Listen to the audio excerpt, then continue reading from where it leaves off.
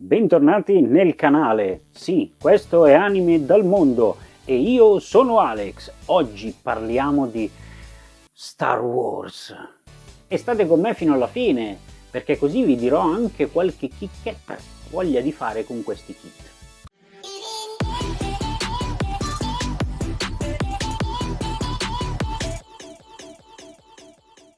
Non sono un grande appassionato di Star Wars, non mi dite per quale motivo, anche se bene o male gli anni che ho corrispondono un po' all'esplosione di Star Wars e di quando ero giovane ovviamente, ma non lo so, non mi ha mai così appassionato se non gli ultimi capitoli, che forse per via anche degli effetti speciali, piuttosto che della storia, piuttosto che non lo so, mi piacevano un po' di più, anche se li ho visti, ma non sono un grande appassionato e sicuramente nei commenti arriveranno cose bruttissime, perché so che ci sono tanti di voi appassionatissimi di Star Wars. Ma quello che mi piace di Star Wars in realtà sono i mezzi, le astronavi, le armature che usano, anche solo gli Stormtrooper, si chiamano così, credo.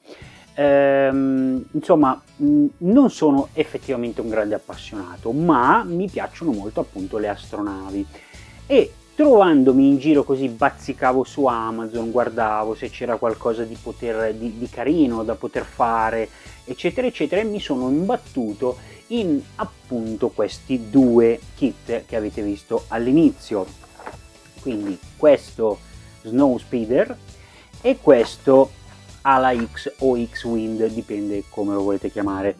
Mi hanno colpito perché erano piccoli, costavano poco. La Revell la conosco, purtroppo non gli do tanto credito alle volte, perché effettivamente non sono perfetti i loro kit, ma stanno migliorando col tempo. E ho deciso che, visto che costavano poco, ho detto prendiamo questi due oggettini e così proviamo a fare anche qualche diorama sul tema Star Wars. Ora vi faccio l'unboxing e poi ne parliamo meglio.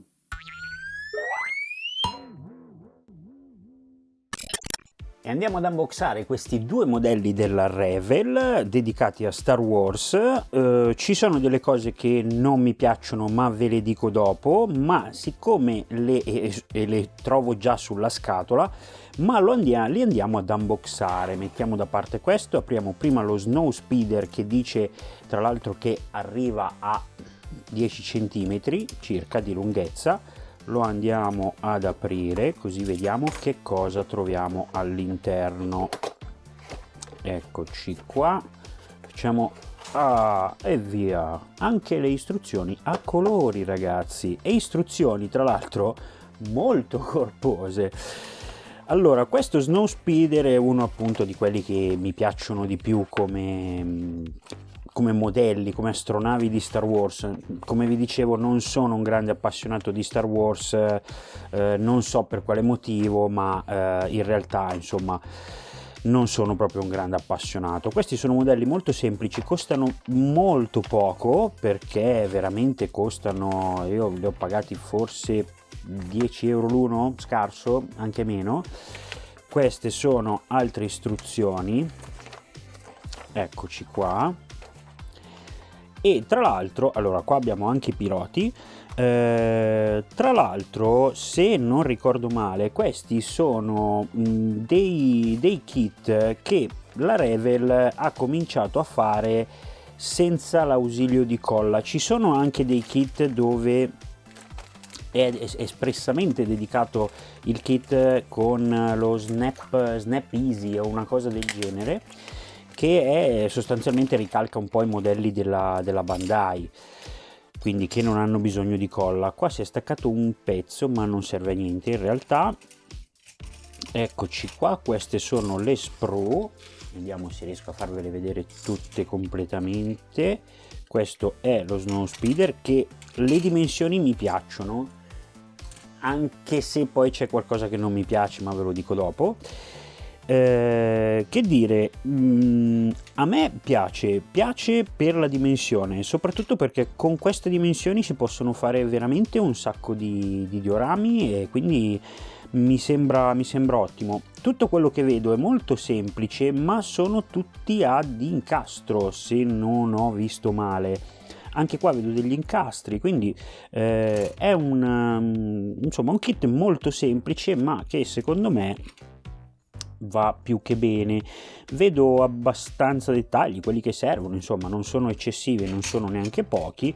Adesso rimettiamo dentro alla confezione questo, perché lo vedremo poi,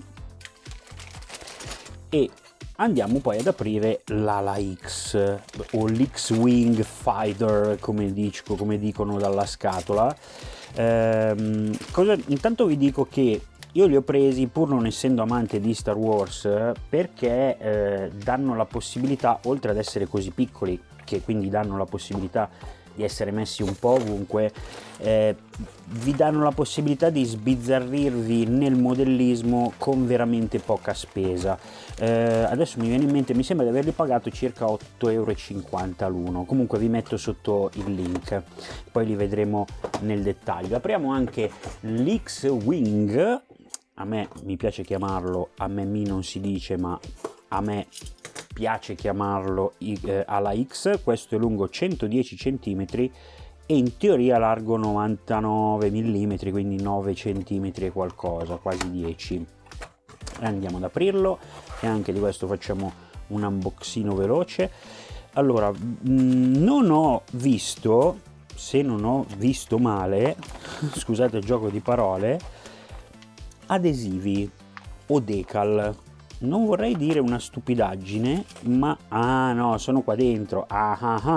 Quindi anche nell'altro saranno qua dentro. Effettivamente di là non l'ho aperto.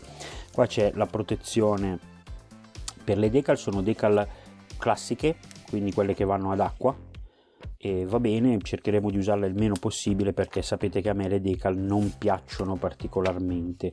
Qua invece c'è un bel libretto bello corposetto, abbiamo un po' di tutto. Anche questo sembrano, sì, con aggancio, quindi senza ausilio di colla. R2D2 se non ricordo male si chiama, bello, carino, molto molto carino, cosa che mi fa ancora più pensare a un diorama che avevo in mente di fare. Andiamo ad aprire anche questo, vediamo esattamente cosa c'è dentro. Questo è più piccolino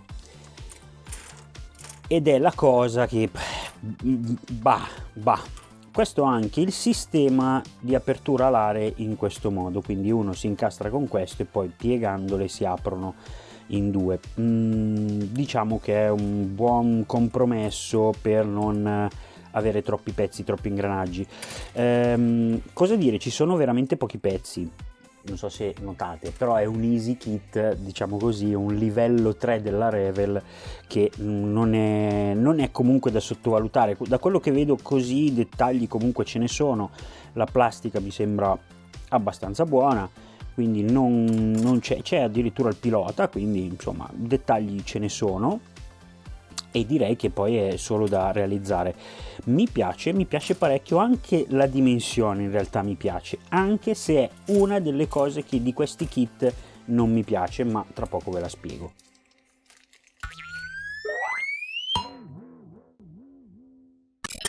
Come vi dicevo durante l'unboxing, c'è qualcosa che in questi kit non mi piace, anche se mi piacciono nel complesso, in realtà c'è qualcosa che non mi piace, perché con le stesse confezioni abbiamo due scale differenti e la cosa non mi aggrada moltissimo. Per esempio lo Snowspeeder è in scala 1,52, quindi viene lungo sempre 10 cm.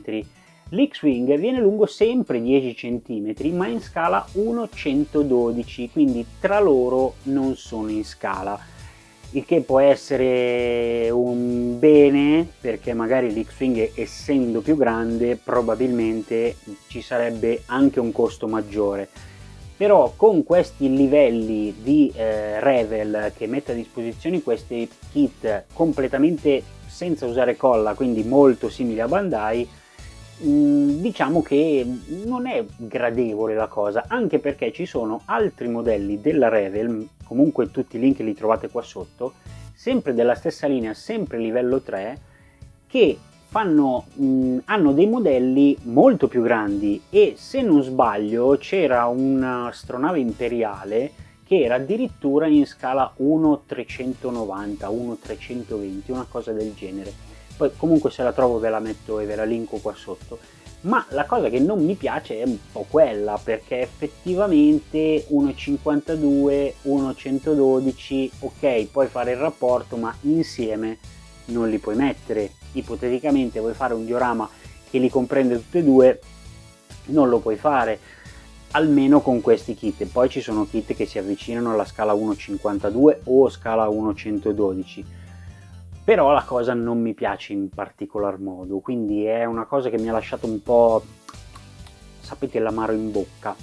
Ma detto questo, dovete stare tranquillamente su questo canale, perché dovete semplicemente iscrivervi così,